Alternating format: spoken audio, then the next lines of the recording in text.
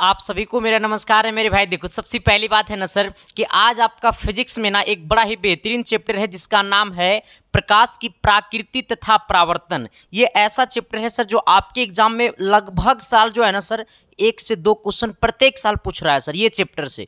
और मैं आपको बता देना चाहता हूं मेरे भाई, आप क्लास 10th में पढ़ोगे प्रकाश का परावर्तन, लेकिन मेरे भाई ये पॉलिटेक्निक है, यहाँ पे प्रकाश की परावर्तन नहीं होगा। यहाँ की प्रकाश की परावर्तन का लगातार 3 चैप्टर पढ़ने को है सर। ठीक है, तो आज हम लोग देखते हैं सर प्रकाश की प्राकृति तथा परावर्तन। और मैं आपको बता देना चाहता हूं सर, जब आप इस क्लास को कर लीजिएगा ना, और ये चैप्टर को हम आपको 2 क्लासेस में, कितने क्लासेस में, 2 क्लासेस में आपको हम खत्म कर देंगे। ठीक है, यानी कहने का सेंस है natural of light and reflection.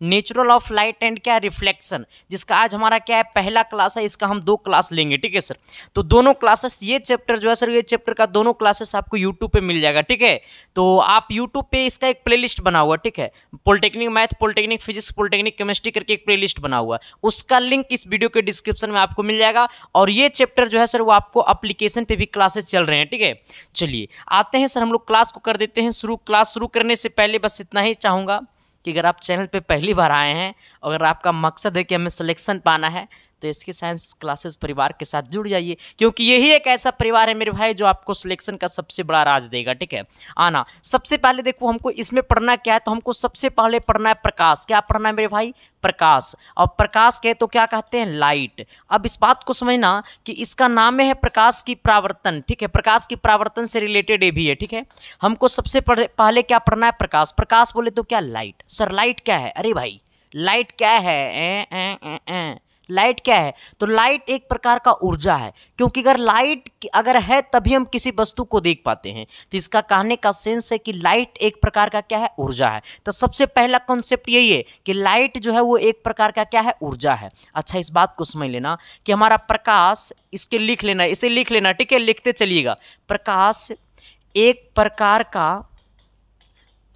का क्या है मेरे भाई, तो प्रकाश एक प्रकार का ऊर्जा है। ठीक है, अब यहाँ पे समझना कि जब प्रकाश एक प्रकार का ऊर्जा है, तो इसका मतलब ऊर्जा तो हमारा कभी रेस्ट में होता नहीं है, वो हमेशा गति में होता है। इसीलिए तो मेरे भाई इस पॉइंट को भी नोट कर लेना कि निर्वात में प्रकाश की चाल 3 × 10⁸ मीटर, 3 × 10⁸ मीटर प्रति सेकेंड होता है। हमने क्या बोला मेरे भाई, जरा गौर करो ना सर जी। फिर यहाँ पे भी नोट कर लेना कि जल में प्रकाश की चाल 2.25 × 10⁸ मीटर प्रति सेकेंड होता है मेरे भाई। यहाँ पे सोच लेना। ठीक है सर, इसे जरा क्या कर लेना, नोट कर लेना सर, आइएगा। अच्छा, एक बात और नोट कर लो कि प्रकाश हमेशा सीधी रेखा में गमन करती है।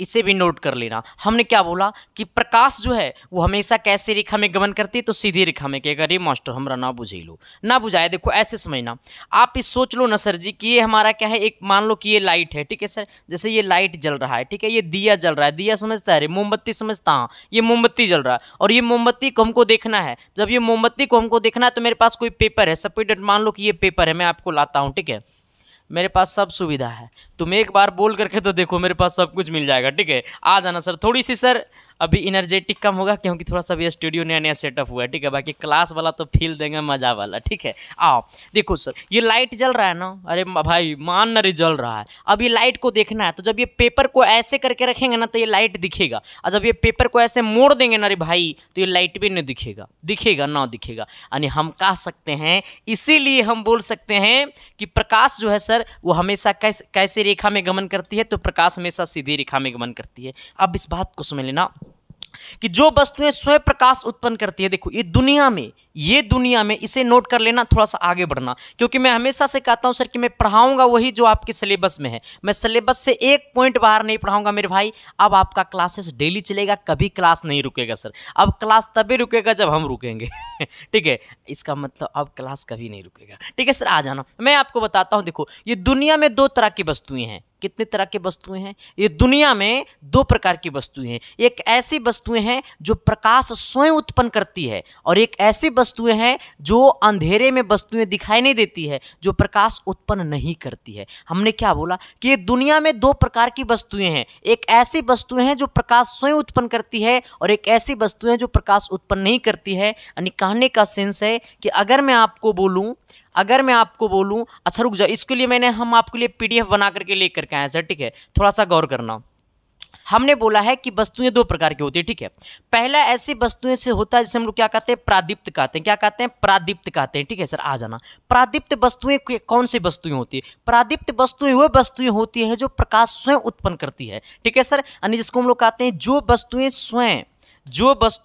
स्वयं प्रकाश उत्पन्न करती है उसे हम लोग क्या कहते हैं? प्रादीप्त वस्तुएं कहते हैं। हमने क्या बोला है कि दुनिया में वैसी वस्तुएं जो प्रकाश स्वयं उत्पन्न करती है उसे हम लोग क्या कहते हैं? प्रादीप्त वस्तुएं कहते हैं। जैसे आपसे पूछेगा जलता हुआ कोयला नहीं, जलता हुआ कोयला किस प्रकार की वस्तुएं हैं? तो ये प्रादीप्त वस्तुएं हैं, क्योंकि वो प्रकाश स्वयं उत्पन्न करती है, ठीक है। सूर्य प्रादीप्त वस्तुएं हैं, जलती हुई मोमबत्ती प्रादीप्त वस्तुएं हैं। तो ये सब हमारा क्या है? प्रादीप्त वस्तुएं हैं। ये सब आपको पूछेगा ज्यादा नहीं, लेकिन मैं आपको पढ़ाते चले जाऊंगा। एक आपको आता है आदीप्त वस्तुएं।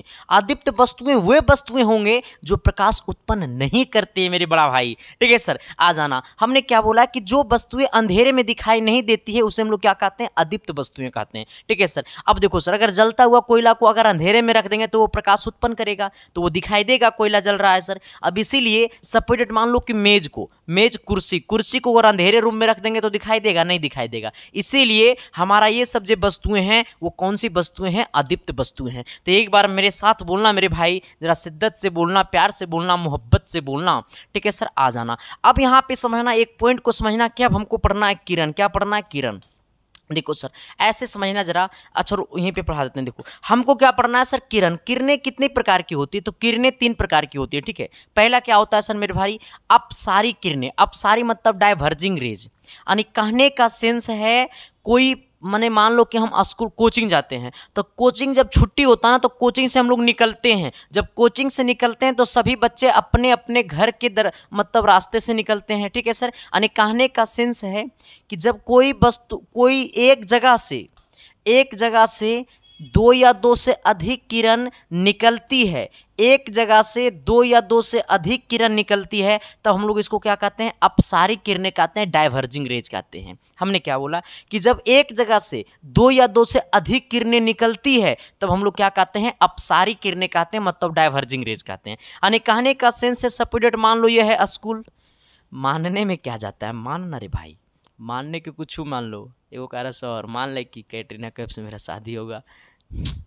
भाई वही मानो जो पॉसिबल है, मानने को कुछ मान लोगे तो मामला गड़बड़ हो जाएगा, ठीक है सर, आ जाना। थोड़ा सा 2-4 दिन से उधर क्लास नहीं चल रहा था ना, तो मुझे मन ही नहीं लग रहा था, मुझे लग रहा था सर मैं किस दुनिया में आ गया, ठीक है, आ जाना। हमने आपको क्या बोला है कि एक जगह से 2 या 2 से अधिक किरणें निकलती है तो क्या कहलाती है? अपसारी किरणें कहलाती है, डाइवर्जिंग रेज कहलाती है, ठीक है सर। इस बात को फिर से सुन लेना, एक जगह से 2 या 2 से अधिक किरणें निकलती है तो क्या कहलाती है? अपसारी किरणें कहलाती है। इस बात को नोट कर लेना, ठीक है सर, आ जाना।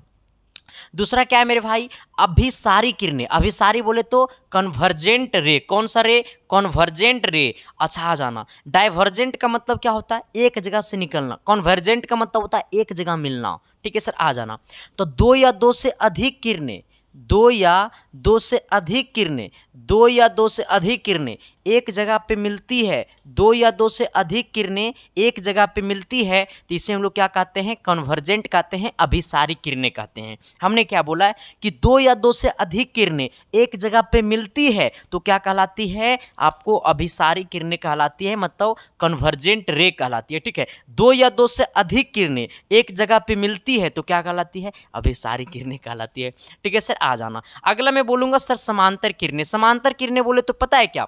Parallel raise. कौन सा रे? Parallel raise. मतलब समांतर किरणें देखो ये वाला होगा, ये हमारा क्या होगा? ये समांतर किरणें हैं। इसको ज़्यादा नहीं बताऊंगा सर, ये नॉर्मल चीज़ें हैं, ठीक है सर, इसको आप जरा देख लीजिएगा।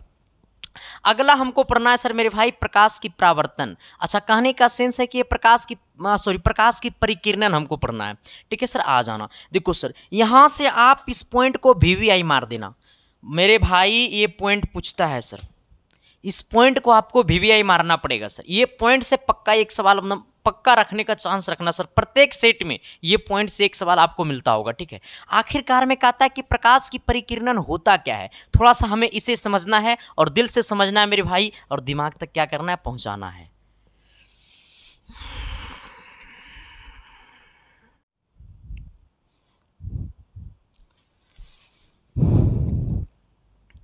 इसे जरा गौर से समझिएगा सर, ये कहता क्या है थोड़ा सा, ठीक है। आइएगा, कहता है ना कि प्रकाश की परिकिरणन, अब देखना, कहता है जब प्रकाश की किरणें वायुमंडल में प्रवेश करती है, कहाँ पे, वायुमंडल में, जब प्रकाश की किरणें वायुमंडल में प्रवेश करती है तो वायुमंडल में उपस्थित अति सूक्ष्म कणों से टकराकर सभी दिशाओं में फैल जाती है। इस घटना को प्रकाश का परिकिरणन कहते हैं। हमने क्या बोला कि प्रकाश की जो परिकिरणन है मेरे भाई, प्रकाश की जो परिकिरणन है, इस बात पे थोड़ा सा गौर करना, वो भी शिद्दत से, प्यार से, मोहब्बत से, ठीक है सर। थोड़ा सा लाइटिंग का प्रॉब्लम है सर, तो वो धीरे धीरे ऑटोमेटिक ठीक हो जाएगा, ठीक है।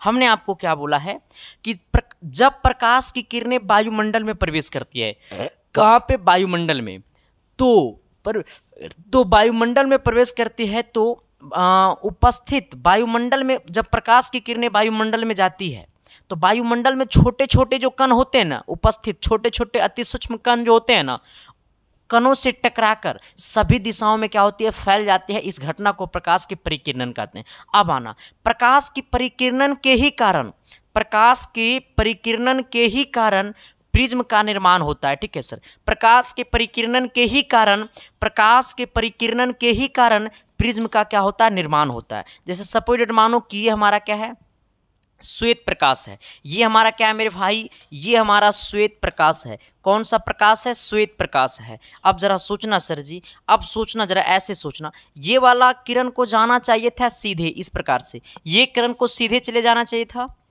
हेलो, हाँ आइएगा सर, जरा इस पे देखिएगा। हमने क्या बोला है कि ये हमारा प्रिज्म है, ये हमारा क्या है, प्रिज्म है सर। अब आपने क्लास 10th में पढ़ा होगा प्रिज्म, क्या पढ़ा होगा मेरे भाई, प्रिज्म। इसी प्रकाश के परिकिरणन के ही कारण प्रिज्म में घटना घटती है। किसके कारण, प्रकाश के परिकिरणन के ही कारण प्रिज्म में क्या होती है, घटना घटती है। ये हमें क्या है मेरे भाई, प्रिज्म है, ठीक है सर। आ जाना, अब देखना, अब ऐसे सोचना जरा कि ये हमारा प्रिज्म है, इसको, ये श्वेत प्रकाश को जाना चाहिए था सीधे, लेकिन वो क्या करता है ना कि इस प्रकार से विचलित हो जाता है, ठीक है। आ जाना, ये इस प्रकार के 7 कलर में क्या हो जाता है, विचलित हो जाता है। इस प्रकार से कितने कलर में, 7 कलर में विचलित हो जाता है। कितने कलर में विचलित हो जाता है, 7 कलर में विचलित हो जाता है, ठीक है सर। आ जाना, जरा ऐसे गौर से करना सर। हाँ बोलिए, क्या, जल्दी बोलिए ना। तो जाइए वहाँ पे 399 रुपये फी है, क्लास को ज्वाइन कीजिए। हाँ मनदीप ही लिखेगा, ठीक है। 399 रुपये, वो कल ही बार ऑफर था उसका, ठीक है। आइएगा, हाँ हमने क्या बोला सर, देखो जब इस प्रकार से ये 7 कलर में क्या होता है, विभक्त हो जाता है ना, तो सबसे ऊपर में जो रहता है वो लाल रहता है, और सबसे नीचे जो होता है उसे क्या कहते हैं, बैगनी कहते हैं। अब इस बात को समझना सर कि जो सबसे कम विचलित होता है, सबसे कम जो विचलित होता है वो कौन होता है, लाल होता है। सबसे अधिक जो विचलित होता है वो हमारा क्या होता है, बैगनी होता है, ठीक है सर। अब देखो 7 कलर है ना, 1 2 3 4 5 6 7 कलर हो गया सर, ठीक है। अब यहाँ पे समझना, अब आपसे पूछेगा सबसे कम प्रकाश का परिकिरणन किसका होता है, सबसे कम प्रकाश का परिकिरणन लाल रंग का होता है। किसका होता है मेरे भाई, लाल रंग का, ठीक है। ये भी आपसे पूछेगा, लाल रंग का प्रकाश का परिकिरणन, नीचे डैश देकर के लिख लेना, यहाँ पे नीचे डैश देकर के लिख लेना, लाल रंग का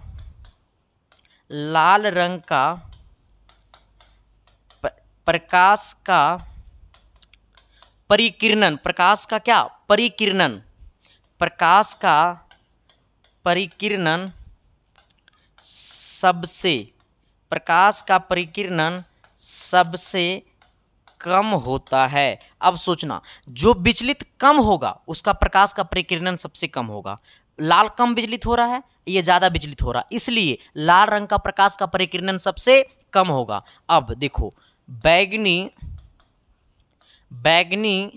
रंग का प्रकाश का परिकिरणन सबसे अधिक होता है। ये भी आपसे पूछेगा मेरे भाई कि बैगनी रंग का प्रकाश का परिकिरणन क्या होता है, तो बैगनी रंग का प्रकाश का परिकिरणन सबसे अधिक होता है, लाल रंग का प्रकाश का परिकिरणन सबसे कम होता है। सर इस बात को याद कर लीजिएगा, ठीक है सर। देखो यहाँ पे लाल, फिर नीला, फिर यहाँ पे होता है हरा, फिर होता है सर मेरे भाई लाल नीला पीला होता है, तब हरा होता है, तब होता है सर आपको ये नारंगी होगा सर, लाल के बाद नारंगी होगा, यहाँ पे नीला होगा, ठीक है। इसे आप नोट कर लीजिएगा, ठीक है। हमने क्या बोला है, लाल रंग का प्रकाश का परिकिरणन सबसे कम होता है, बैगनी रंग का प्रकाश का परिकिरणन सबसे अधिक होता है। अब सोचना, इसी के कारण एक पॉइंट और नीचे दे करके लिख लो, इसी के कारण बैगनी रंग का प्रकाश का परिकिरणन अधिक होने के कारण आकाश का रंग नीला दिखाई देता है। कभी कभी ये भी आपसे पूछेगा, आकाश का रंग नीला क्यों दिखाई देता है। तो आकाश का रंग जो नीला दिखाई देता है वो किसके कारण दिखाई देता है, तो ये देता है मेरे भाई प्रकाश का परिकिरणन के कारण। किसके कारण, प्रकाश का परिकिरणन के कारण, ठीक है। आ जाना, ये आपसे पूछता है मेरे भाई कि आकाश का रंग नीला क्यों दिखाई देता है, तो प्रकाश के परिकिरणन के कारण। किसके कारण, प्रकाश के परिकिरणन के कारण, ठीक है। तो इस बात को नोट कर लेना। हमने आपको भी 2 पॉइंट लिखा है। कितने पॉइंट लिखा है, 2 पॉइंट लिखा है। सबसे पहला हमने क्या लिखा है आपको कि लाल रंग का प्रकाश का परिकिरणन सबसे कम, लाल रंग का प्रकाश का परिकिरणन सबसे कम, सही और सटीक हमने बोला ना, हाँ सर। लाल रंग का प्रकाश का परिकिरणन सबसे कम, बैगनी रंग का प्रकाश का परिकिरणन सबसे अधिक। इस बात को नोट कर लेना जरा सर। अब आ जाना, अब यहाँ पे आगे देख लेना, हमने आगे लिखाया है कि आकाश का रंग नीला क्यों दिखाई देता है, तो प्रकाश के परिकिरणन के कारण। किसके कारण, प्रकाश के परिकिरणन के कारण, ठीक है। चलिए आगे आइएगा जरा सर। अब हम लोग पढ़ना है अगला पॉइंट। किसके पॉइंट, अगला पॉइंट की तरफ। तो प्रकाश का परिकिरणन हम लोग पढ़ लिए हैं, अब पढ़ना है प्रकाश का परावर्तन। किसको पढ़ना है, प्रकाश का परावर्तन, ठीक है सर। अब यहाँ पे आ जाना जरा, इसी में आना सर। हम लोग पढ़ते हैं सबसे पहले प्रकाश का परावर्तन है क्या, तो प्रकाश का परावर्तन कहता है सर जी, प्रकाश का परावर्तन क्या कहता है, थोड़ी सी गौर करना। जैसे सपोज डेट मान लो कि ये हमारा समतल सतह है, हमने क्या बोला है कि ये हमारा क्या है, तो ये हमारा समतल सतह है, ठीक है। अब देखना, ये समतल सतह पे इस प्रकार से हमारा क्या है, एक अभिलंब है, ठीक है सर। अब देखना जरा गौर से समझना मेरे भाई, मैं आपको बहुत ही अच्छा से समझाऊंगा। ये P जो है मेरे भाई वो आपको अभिलंब है, अभी क्या है, अभिलंब है। अब सोचना जरा गौर से, ये अभिलंब है। अब सोचना जरा, इधर से एक किरण आ रही है, देखो इधर से एक किरण आ रही है, तो आने वाली किरण को क्या कहेंगे, इधर से एक किरण आ रही है तो आने वाली किरण को क्या कहेंगे, तो आने वाली किरण को हम लोग कहेंगे आपतित किरण। इधर से जो किरण आ रही है, इस किरण को, आने वाली किरण को हम लोग क्या कहेंगे, आपतित किरण कहेंगे। कौन सी किरण कहेंगे मेरे भाई, आपतित किरण कहेंगे। आप जरा सोचिएगा, इस पॉइंट को हम O कह रहे हैं, ठीक है। अब देखना, इधर से किरण आ रही है, इधर से किरण आ रही है, इधर से किरण आ रही है, तो आने वाली किरण को कहेंगे आपतित किरण। इधर से एक, हेलो, बोलिए, मिल जाएगा, ठीक है। 399 रुपये उसका फी है, जाइए एप्लीकेशन को डाउनलोड कीजिए, वहीं पे दिखेगा।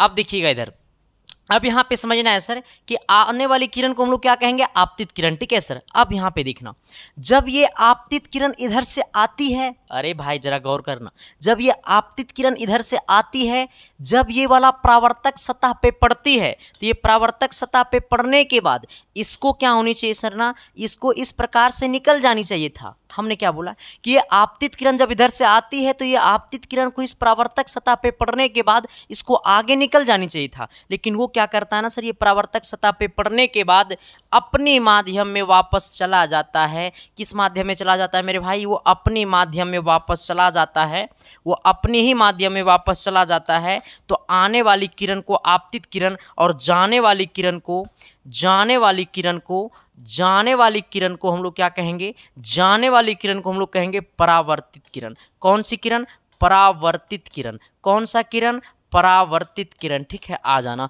हमने क्या बोला है कि आने वाली किरण को आपतित किरण और जाने वाली किरण को परावर्तित किरण। अब यहाँ पे समझना सर, हमने यही पॉइंट को आपको यहाँ पे डिफिनेशन के तौर पे लिखाया है कि प्रकाश जब किसी चिकने पृष्ठ पर पड़ता है, प्रकाश जब किसी चिकने पृष्ठ पे पड़ता है, यहाँ पे पड़ा, तो जब प्रकाश किसी चिकने पृष्ठ पे पड़ता है तो पृष्ठ से टकराने के बाद वापस लौटता है। देखो ये प्रकाश जब इधर से आ रही है तो यहाँ पे पड़ा, यहाँ पे पड़ने के बाद ये वापस उसी माध्यम में क्या हो गया, लौट गया। लेकिन ये वाला जो आया इधर, तो ये जब इधर से आया तो इसको आगे निकल जाने चाहिए था, लेकिन वो आगे ना निकल करके उसी माध्यम में क्या हो गया, वापस लौट गया। इसी पूरी घटना को हम लोग क्या कहते हैं, प्रकाश का परावर्तन कहते हैं। यही घटना को हम लोग क्या कहते हैं, प्रकाश का परावर्तन कहते हैं। हम लोग यहाँ पे साफ शब्दों में लिख दिया, इसी घटना को प्रकाश का क्या कहते हैं, परावर्तन कहते हैं। अब यहाँ पे सोचना मेरे भाई, अब देखो ये आने वाली किरण, ये आने वाली किरण आपतित किरण, यह आपतित किरण और ये वाला क्या है, लैन अभिलंब है। ये आपतित किरण और ये अभिलंब के बीच यहाँ पे एक कोण बनाता है, जिस कोण को हम लोग क्या कहते हैं, आपतन कोण, जिसको हम लोग क्या जैसे लिखते हैं, आई से लिखते हैं, ठीक है। हमने क्या बोला है कि जब इधर से जो किरण आती है तो आने वाली किरण और ये वाला अभिलंब, ये आने वाली किरण मतलब आपतित किरण और ये अभिलंब के बीच का एक कोण बनाता है, जिसे हम लोग क्या कहते हैं, आपतन कोण कहते हैं। अब यहाँ पे सोचना, ये परावर्तित किरण, ये परावर्तित किरण और ये अभिलंब के बीच एक कोण बनाता है, जिसे हम लोग क्या कहते हैं, परावर्तन कोण कहते हैं। अब मैं आपको बताता हूं सर कि आपतन कोण का मान परावर्तन कोण के मान का बराबर होता है, क्यों। यहां पे सोचना, पहला केस प्रकाश का, यहां पे लिख लेना, प्रकाश का परावर्तन का नियम, प्रकाश के परावर्तन का क्या नियम, प्रकाश के परावर्तन का नियम, प्रकाश के परावर्तन का दो नियम होता है। पहला नियम होता है कि आपतन कोण का मान, आपतन कोण का मान, आपतन कोण का मान परावर्तन कोण के बराबर होता है। परावर्तित आपतन कोण का मान परावर्तन कोण के बराबर होता है, कोण के बराबर होता है। हमने क्या बोला है कि आपतन कोण का मान परावर्तन कोण के बराबर होता है, यानी कहने का सेंस है आपतन कोण, ये जो हमारा है, ये जो आई कोण है वो इससे हम लोग कहेंगे आपतन कोण। ये कौन सा कोण कहेंगे, आपतन कोण। ये कोण आर जो बना मेरे भाई, ये वाला कोण जो आर बना, इसे हम लोग कहेंगे परावर्तन कोण। कौन सा कोण, इसे हम लोग कहेंगे परावर्तन कोण। कौन सा कोण, परावर्तन कोण, ठीक है सर। अब यहाँ पे सोचना, ये आपतन कोण का मान परावर्तन कोण के मान का बराबर होता है, यानी कोण आई बराबर कोण क्या होता है, आर होता है, ठीक है। प्रकाश के परावर्तन का पहला नियम, आपतन कोण का मान परावर्तन कोण के मान का बराबर होता है, और दूसरा नियम क्या कहता है, आपतित किरण, ये भी लिख लेना, ठीक है सर। आपतित किरण, आपतित किरण, आपतित किरण कौमा परावर्तित किरण, ठीक है, परावर्तित किरण तथा आपतन बिंदु पर, तथा आपतन बिंदु पर डाला गया, आपतन बिंदु पर डाला गया अभिलंब, डाला गया, रुक जाओ, डाला गया अभिलंब, डाला गया अभिलंब, डाला गया अभिलंब, डाला गया अभिलंब, डाला गया अभिलंब, नीचे लिख देता हूँ, अभिलंब, डाला गया अभिलंब, ये वाला अभिलंब, तीनों एक ही तल में होते हैं। अब देखो सर, हमने नीचे क्या लिखा है सर, हमने नीचे लिखा है प्रकाश के परावर्तन के दो नियम होते हैं। पहला नियम क्या कहता है कि आपतन कोण का मान परावर्तन कोण के मान का बराबर होता है, आपतित किरण कौमा परावर्तित किरण तथा आपतन बिंदु पर डाला गया अभिलंब तीनों एक ही तल में होते हैं। यानी कहने का सेंस है कि ये वाला आपतित किरण और ये वाला परावर्तित किरण और ये वाला आपतन बिंदु पर ये वाला जो अभिलंब डाला है वो तीनों एक ही तल में होता है, यहाँ पे एक ही बिंदु में होता है, इसलिए हमने इसको लिख दिया। यहाँ तक कोई दिक्कत? प्रकाश की परावर्तन सब सबको समझ में आया कि नहीं आया? अगर प्रकाश की परावर्तन समझ में आया मेरे भाई तो एक बार प्लीज कमेंट करके बता देना सर। और चैनल पे जो भी लोग पहली बार आए हैं तो शिद्दत से, प्यार से, मोहब्बत से सब्सक्राइब कर देना, ठीक है। चलिए आइएगा सर, हम लोग आते हैं अगले पॉइंट की तरफ। अगला पॉइंट हमको क्या पढ़ना है, थोड़ी सी गौर कीजिएगा, जिसका नाम क्या है सर, इमेज। इमेज बोले तो प्रतिबिंब। थोड़ा सर मैं आपसे प्रतिबिंब में ज़्यादा टाइम नहीं लूंगा, 2 से 3 मिनट प्रतिबिंब में टाइम लूंगा। और प्रतिबिंब 2 प्रकार के होते हैं, वास्तविक प्रतिबिंब और काल्पनिक प्रतिबिंब। वो दोनों को हम 2 मिनट के अंदर में समझा देंगे आपको।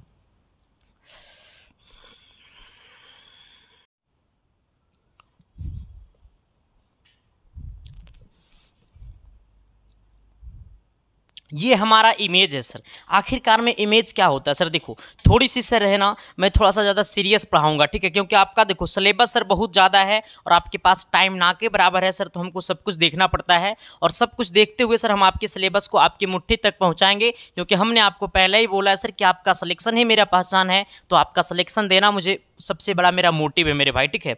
अच्छा एक बात और बता देना चाहता हूँ सर, ये क्लासेज जो है मेरे भाई वो एसके साइंस क्लासेस एप्लीकेशन पे भी चल रहा है। तो जो लोग अभी तक विजेता बैच को नहीं खरीदे हैं तो आप लोग अपने मोबाइल के प्ले स्टोर में जाइए और एसके साइंस क्लासेस को एप्लीकेशन को डाउनलोड कीजिए प्ले स्टोर से, जहाँ पे आपको मिलेगा सबसे सस्ता कोर्स, सबसे अच्छा कोर्स, विजेता बैच। वो कोर्स को 1-2 दिन आप क्लास कीजिएगा तो आपको यूट्यूब पे ही एक दो डेमो वीडियो ले लीजिए, इसके बाद जाकर के आप कोर्स को खरीदिए। मैं पहले भी नहीं बता रहा हूँ कि आप पहले कोर्स को खरीदिए, ठीक है सर, जहाँ पे आपको मिलेगा पूरा अरिहंत बुक का। हम आपको पढ़ाएंगे चैप्टर वाइज रिकॉर्डेड क्लासेस और लाइव क्लासेस, ठीक है सर। शाम को 7 बजे, सुबह को 11 बजे एप्लीकेशन पे क्लासेस चलते हैं। यूट्यूब पे सुबह 10 बजे और शाम को 6 बजे क्लास चलते हैं यूट्यूब पे, ठीक है सर। तो आप लोग जाइए एप्लीकेशन को डाउनलोड कीजिए और प्ले स्टोर से बाकी कोर्स को खरीदिए। अच्छा हाँ, जो लोग खुद से पे फोन पेटीएम नहीं चलाते हैं कोर्स को खरीदने के लिए, अगर नहीं आप खुद से चलाते हैं तो आप किसी से भी पेमेंट करवा सकते हैं। आपके सामने जो नंबर दिखाई दे रहा होगा इसी नंबर पे 399 रुपया, ठीक है। और पेमेंट करवा करके सर आप लोग जब एप्लीकेशन को डाउनलोड कीजिएगा आप,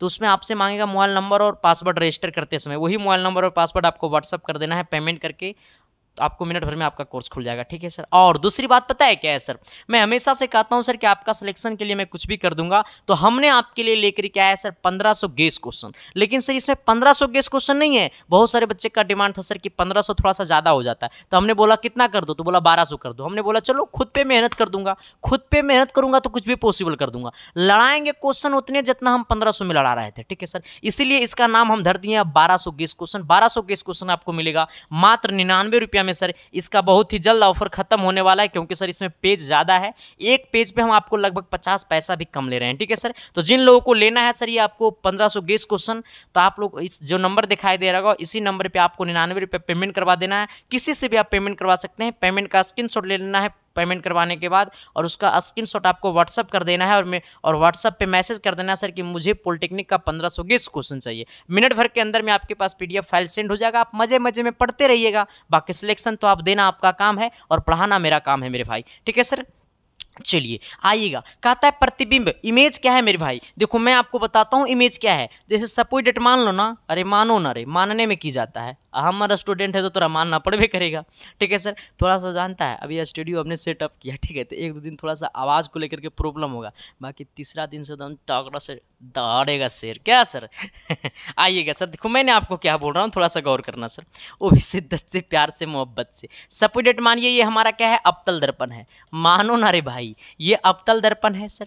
अच्छा एक बात आप जरा गौर कीजिएगा सर, ये अवतल दर्पण जब है ना सर, तो ये अवतल दर्पण के ये हमारा होता है प्रधान अक्ष। हमने क्या बोला, ये हमारा होता है प्रधान अक्ष, जो इंग्लिश वाले बच्चे हैं जिसको हम लोग इंग्लिश में कहते हैं प्रिंसिपल एक्सिस, ठीक है सर। जब ये प्रधान अक्ष है और ये वाला हमारा क्या है सर, ये हमारा फोकस होता है, और ये वाला क्या होता है, वक्रता केंद्र होता है। अच्छा एक बात याद है रे मुन्ना भाई, अरे मजनू देखना, एक बात याद है, नहीं याद है, हम समझा दें, देखो इन्हें।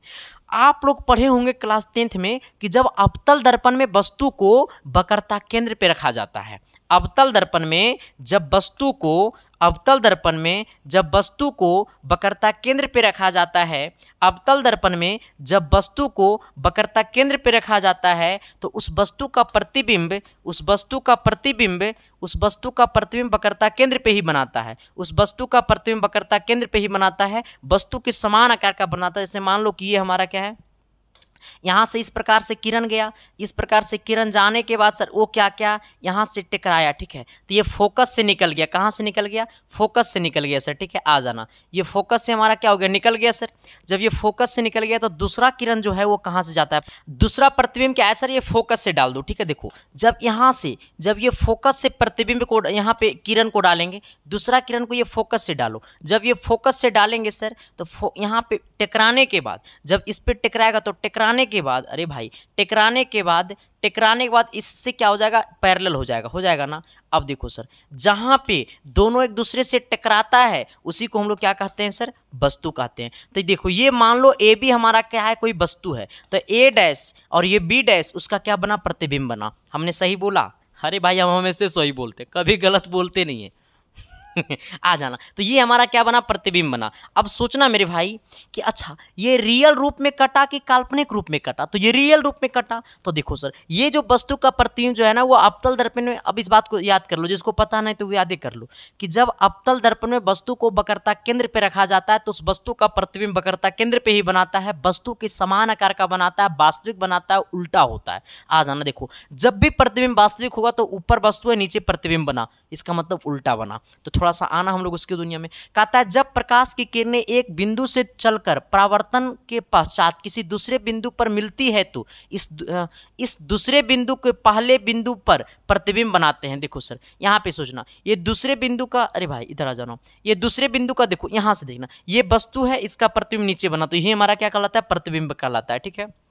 आ जाना, प्रतिबिंब तो तुम लोग समझ गया होगा प्रतिबिंब क्या होता है। अब समझना कि प्रतिबिंब दो प्रकार के होते हैं, पहला क्या होता है वास्तविक प्रतिबिंब, दूसरा क्या होता है काल्पनिक प्रतिबिंब। मैं आपको बताता हूँ एक्चुअली में वास्तविक प्रतिबिंब क्या होता है, काल्पनिक प्रतिबिंब क्या होता है। देखो सर ये जो हमारा है ना सर, ये हमारा वास्तविक प्रतिबिंब है। क्यों, क्योंकि सर देखो ये वास्तविक कटान से बना है, ये जो लाइन है सर ये वास्तविक कटान से बना है, इसीलिए क्या हमारा है, ये वास्तविक प्रतिबिंब है। काल्पनिक प्रतिबिंब क्या होता है ना सर कि ये डॉट डॉट में प्रतिबिंब को कटता है। इसके जस्ट अगले चैप्टर में हमको पढ़ाना है सर, इसके जस्ट अगले चैप्टर में प्रकाश की परावर्तन दर्पण में हमको पढ़ाना है, ठीक है। आ जाना, कहता है प्रतिबिंब दो प्रकार का होता है, ठीक है सर, दो प्रकार का होता है। आना, पहला है वास्तविक प्रतिबिंब, रियल इमेज, जब परावर्तन के बाद प्रकाश की किरणें वास्तव रूप में मिलती है तो वास्तविक प्रतिबिंब बनाती है। यानी कि जब हमारा परावर्तन हुआ तो जब रेखा हमने किरण को दिया और किरण को देने के बाद वो रियल रूप में कटा, वास्तव रूप में कटा तो वो वास्तविक प्रतिबिंब होगा। अगर वो डॉट डॉट में कटा, काल्पनिक रूप में कटा तो वो काल्पनिक प्रतिबिंब होगा, ठीक है सर। आ जाना, अच्छा ये भी नोट कर लेना कि जहां भी वास्तविक प्रतिबिंब बनेगा, जहां भी वास्तविक प्रतिबिंब बनेगा, वास्तविक प्रतिबिंब हमेशा हमेशा उल्टा होता है, इसे नोट कर लेना। वास्तविक प्रतिबिंब हमेशा क्या होता है, उल्टा होता है, इसे नोट कर लेना मेरे भाई। आ जाना सर, ये भी नोट कर लेना कि वास्तविक प्रतिबिंब हमेशा क्या होता है, उल्टा होता है सर। आ जाना, अच्छा एक बात को और नोट कर लेना, यह इसे ये भी नोट कर लो, इसे पर्दे पर उतारा जा सकता है। अब सोचो मेरे भाई कि जो चीज़ वास्तविक है तो उसे पर्दे पर उतारा जा सकता है, तो वास्तविक प्रतिबिंब हमेशा उल्टा होता है, इसे पर्दे पर उतारा जा सकता है, ठीक है सर। इसे नोट कर लेना, ये क्लास 10th की बातें हैं, क्लास पॉलिटेक्निक की बातें नहीं है मेरे भाई, इसलिए इस पर हम ज़्यादा चर्चा ना करेंगे। इसके अगले चैप्टर में हमको पढ़ना तो उस पर बहुत ज़्यादा डीपली तरीके से चर्चा करेंगे।